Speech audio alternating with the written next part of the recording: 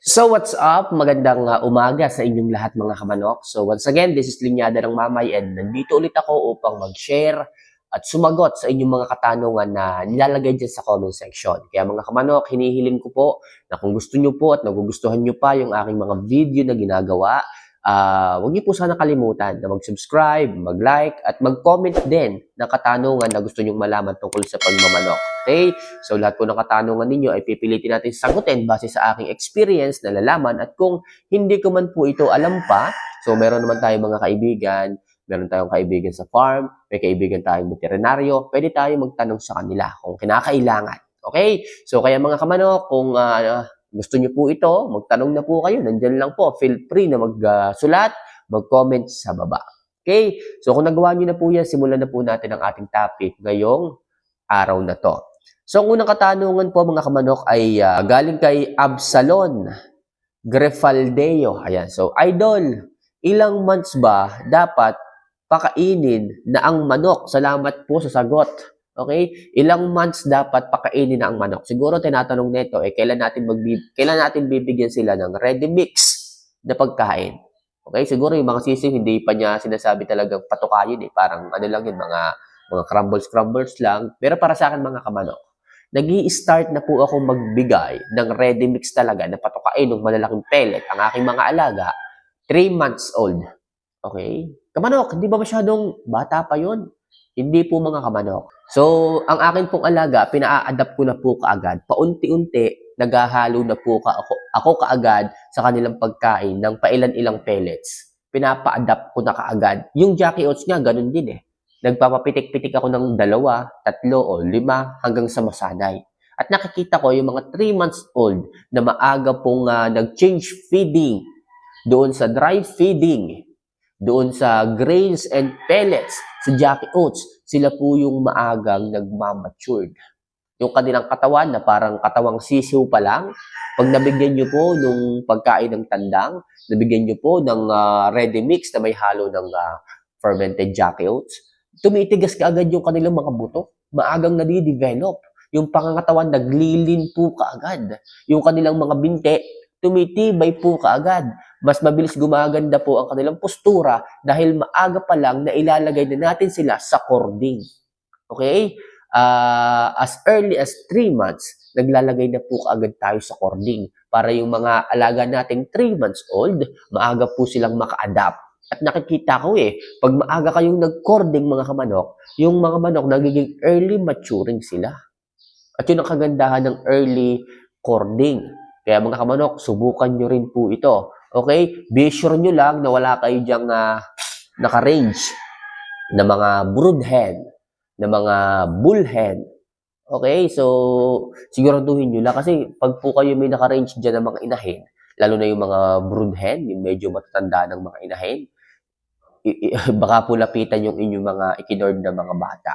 So, be sure, pag po kayo magpo-cord ng inyong mga alaga, lahat 3 months old, o lahat naman, hindi sila magkakaiba ng, alam mo yun, hindi sila magkakaiba ng age, kung maaari. Pero kung kulang kayo sa facilities, okay lang din naman. Basta wala lang kayong naka-range dyan na mga bullhead.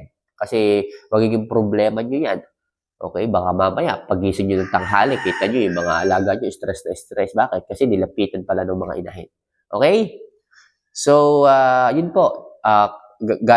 From Absalon Grefaldeo, yun po sagot ko mga kamanok. 3 months old, nagbibigay na po ako ng ready mix nung pantandang sa aking mga sisiw. Okay?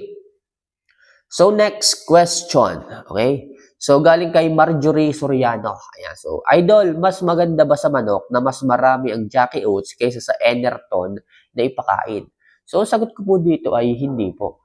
Hindi po pwede na mas marami po ang percentage ng Jackie Oats, ng fermented Jackie Oats, kaysa sa patoka na ating ibibigay. Kamanok, bakit? Diba sabi mo, mas maganda ang may halo ng Jackie Oats o sabi mo, maganda yung Jackie Oats sa ating mga alaga.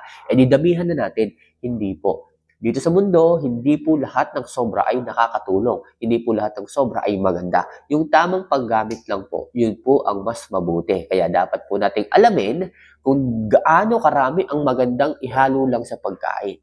Okay? So, para sa akin mga kamanok, ang tamang dami lamang po na required nating ibigay sa ating mga alaga is 10% lamang po. Okay? Kung sanay na po yung manok, 10%. Hindi na po natin po pwedeng isobra. Okay, mainit po sa katawan ng manok yung yung fermented Jackie oats kasi po inaabsorb po niya lahat ng moisture o yung excess moisture sa katawan ng ating mga manok. Kaya mapapansin po ninyo yung dating mabibigat, yung dating matubig din yung mga alaga once na naka-adapt sa mixture ng fermented Jackie oats, magiging lean. Anong lean? Anong ibig sabihin kamamay na lean? So magiging maskulado po yung manok. Maalis po yung taba. Maalis po yung buyon, yung sapola ng inyong mga alaga. Kaya maganda rin po ito sa ating mga binibreed na inahin. Maghalo din po tayo ng 10% na fermented Jackie oats kung tayo is nagbi-breed para sa ganon, walang dahilan para tumigil sa pangingitlog o hindi mangitlog ang ating mga alaga. Kaya yung iba dyan, pagdating sa breeding, problema eh. Bakit ganun? Ay, yung mangitlog nung alaga akong inahin. Nasa tamang gulang naman na. Nasa nasa maayos na kalusugan naman. Bakit ayaw mangitlog? Mataba naman. Yun pala, may PCOS, may sapola, mataba. Okay, to make sure na wala pong taba, kailangan haluan nyo po ng fermented Jackie oats yung pagkain na ibinibigay niyo sa kanila. Sigurado ako as early as 1 month, makikita po ninyo ang magandang development pagdating sa pangingitlog, sa fertility ng inyong mga alaga, especially sa mga inahin. Okay? So, ulitin ko, sa nagtanong kung po pwedeng mas marami ang mixture ng Jackie oats sa ready mix na patoka, hindi po pwede. Kasi baka po ma-dry out ng sobra, masyadong gumaan yung inyong mga alaga, at kung kayo man is may mga pupuntahan, maalis po yung energy ng mga yan. Okay? Mas mainam pa rin na nasa tamang mixture lang, percentage, dami ng na ihahalo ninyo ang inyong ibibigay. Okay? So, next question. Pasensya na kayo mga kamanok, medyo may sakit tayo, sinisipon tayo eh. Ito, galing kay White Rooster. Ayan, good PM kamamay. Bakit nang maghalo ako ng Jackie oats sa patoka, after 1 month, naglangis ang balahibo ng manok ko? Hindi ba nagkaka-cholesterol ito? Okay. So, fermented Jackie oats, inihalo mo sa pagkain, and after a month, nakita mo na parang naglalangis ang balahibo ng inyong mga alaga. So mga kamanok, normal reaction po yan ng katawan ng manok dahil sila ay healthy. Tandaan nyo mga kamanok, ang isang manok na naglalangis ang balahibo, makintab ang balahibo, yan po ay sign na healthy yung manok. Tandaan nyo, ang balahibo po ay mayroong oil or naglalabas po ng sarili niyang oil para alagaan ang magandang tubo ng balahibo. Okay? Kung napapansin mo, parang basa-basa yung manok, yung featherings, so dapat matuwa ka. Kasi healthiness po ng manok ninyo ang ipinapakita sa inyo. Okay? So, kapag kaganon mga kamanok, maganda po ang sistema ng manok doon sa fermented Jackie oats. Sabi ko nga, pinapaganda po ng Jackie oats ang gut health ng inyong mga manok. Kung ang inyong mga alaga ay may magandang panunaw, may magandang absorption, huwag na kayong magtaka kung bakit magiging parang basa ang balahibo ng manok ninyo, especially lalo na tuwing umaga. Okay? So, yan po ay reaction lamang, natural reaction ng katawan ng manok, especially ng kanilang balahibo. Kaya mga kamanok, imbes na magduda, imbes na matakot, dapat pasalamatan po ninyo na naglalangis ang balahibo ng inyong mga alaga. At the same time, kung mataas po o tumataas po ang cholesterol ng isang manok, dapat mataas din po ang body fat ng mga yan. Okay, salatin po ninyo, hawakan din po ninyo, tingnan po ninyo kung matubig ang katawan, kung mabigat ang pangangatawan.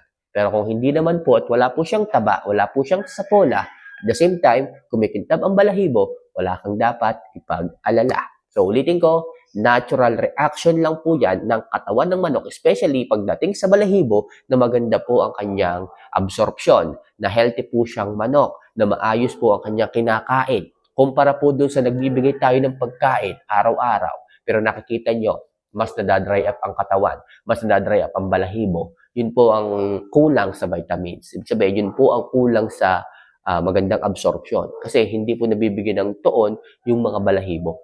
Pero kung ang isang manok ay overall, maganda ang pangangatawan, walang sapola, makintab ang balahibo, mapula ang mukha, mapula ang paa, sign po yun na balanse ang nutrisyon na nakukuha niya doon sa pagkain. Okay? So, yun lang muna sa ngayon mga kamanok ang ating ilang mga katanungan na sinagot at sasagutin. Hopefully yung iba sa susunod na lang po mga video. So, hinihiling ko na wag sana kayong titigil na magtanong para sa ganun masagot ko po yan. Susunod pa nating mga video na gagawin. So, paano mga kamanok? Once again, Linyada ng Mamay. See you for our next vlog. Mahal ko po kayo. Paalam.